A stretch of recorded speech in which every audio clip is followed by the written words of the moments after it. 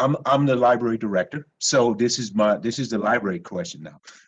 So um, so in the book, you devote an entire chapter to books, which I'm so happy about. And actually a love letter, I thought, to libraries. Well, Because libraries were important to you as a young person, and they were important to me as a young person and as an adult. Growing up in rural Texas. Please share your thoughts on the power of books and the importance and art of reading. well, first of all, reading is one of the great joys of my life. And it was the beginnings of it being one of the great joys of my life was my introduction to the local library when I think I was 6, maybe 7 years old, on the edges of Houston, Texas. It was the local library, small library, not the big library downtown. But the moment I was introduced to that small library for the first time, that was the beginning of my great joy of a life of reading. And because of that, libraries have long been among the happiest places on earth for me.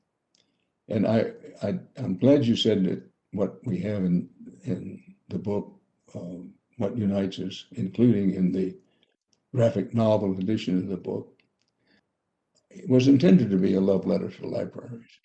I think they deserve it. And I think particularly given this particular time here as we edge into the third decade of the 21st century and people are saying, well, with the internet, do you really need libraries anymore? Answer, by the way, a profound yes, exclamation point, and perhaps in some ways now more than ever. But, if you think about what you can get at a library, libraries have changed with the times. By the way, a brand new library just opened here in Austin, Texas, from where I'm speaking to you. And it has almost instantly became one of the new favorite places of the whole city, and partly because this is the new library.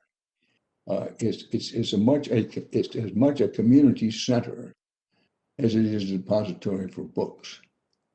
But at any rate, we get back to the point that you think about what you get at a library. You get a passport to knowledge and wisdom, no matter your background, no matter your status, no matter how tough life is on the outside and how many people discriminate against you, how many people kick you around, how many people tell you you're a dumbass or whatever. That doesn't matter. In the library, there is the knowledge and wisdom you need to make of yourself whatever you want to make of yourself and to learn anything. No matter your background or your economic status, it doesn't matter. You walk into the library and there's all out for you. You learn, you explore, you grow, you escape.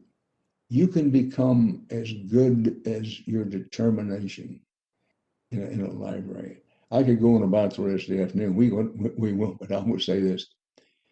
Everybody reads a little differently. Some people read faster, some people read slower. And what turned me on to reading and what I try to do now and encourage other people to do is read what you love, certainly, but also try to stretch yourself some. A great way to begin is asking a librarian. If you want to know where to start, or you're saying, well, I know what I love, but I don't know how to stretch myself, just go into the library and start talking to the librarian. He or she will help you.